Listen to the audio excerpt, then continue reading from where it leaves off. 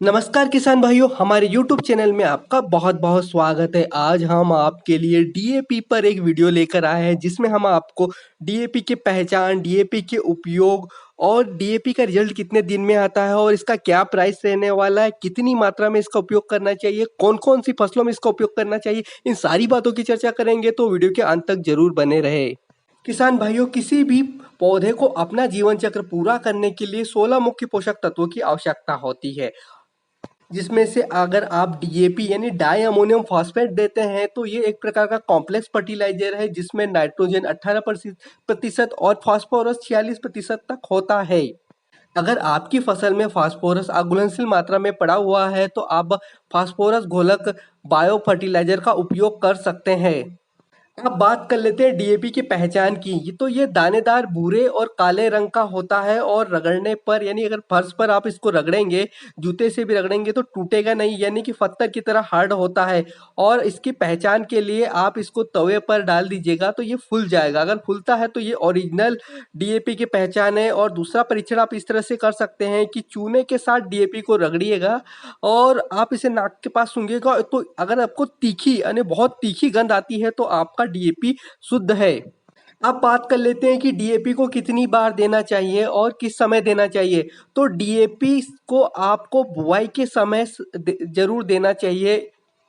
आप इसको बीज के साथ भी बुआई कर सकते हैं। इसके लिए सीड्रिल में अलग अलग पाइप के द्वारा आप भूमि में सीड की बुआई भी कर सकते हैं और फर्टिलाइजर का उपयोग भी यानी डीएपी का उपयोग भी कर सकते हैं।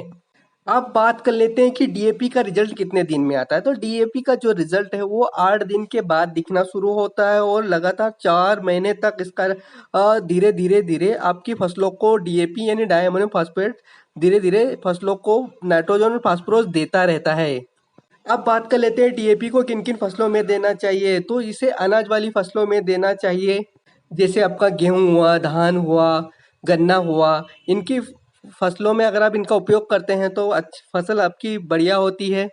साथ ही जड़ वाली फसलों में इनका उपयोग किया जाता है, जैसे आलू हुआ, गाजर हुआ। तो ये जड़ की क्वालिटी भी इम्प्रूव करता है।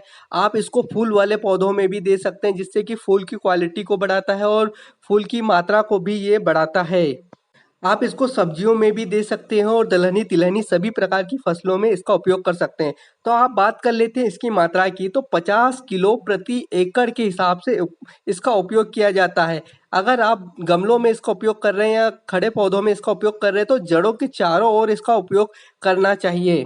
आपको डीएपी देने के बाद सिंचाई कर देनी चाहिए, जिससे कि आपका डीएपी अच्छे से पौधों को मिल सके। किसान भाइयों, अब डीएपी के प्राइस की बात कर लेते हैं। तो ये 1200 रुपये प्रति 50 केजी की एक बोरी आती है। तो 1200 से 50 रुपये ऊपर या नीचे होता रहता है, यानी कि आप 1200 रुपये इसका प्राइस लेके समझिए। अब बात कर लेते हैं डीएपी खाद के नुकसान की, या इसका उपयोग कब नहीं करना चाहिए। अगर आपके क्षेत्र में सूखे की स्थिति है, आपके खेत में सूखे की स्थिति है, पानी नहीं है, तो इसका उपयोग बिल्कुल भी नहीं करना चाहिए। या जिन क्षेत्रों में गर्मी ज़्यादा हो रही है उन क्षेत्रों पर भी इसका उपयोग नहीं करना चाहिए। अगर आप डीएपी का लगातार उपयोग करते हैं तो सॉइल अल्कालाइन होती चली जाती, पर अगर आप गोबर की खाद वगैरह का यूज़ कर रहे हैं तो इसका प्रभाव कम देखने को मिलता है आपकी ज़मीन पर। तो किसान भाइयों, ये जानकारी कैसी लगी? अगर आपको ये जानकारी अच्छी लगी तो हमारे चैनल को सब्सक्राइब कीजिए, वीडियो को लाइक कीजिए और अपने अन्य किसान भाइयों के साथ इस वीडियो को शेयर कीजिए। Thank you for watching this video.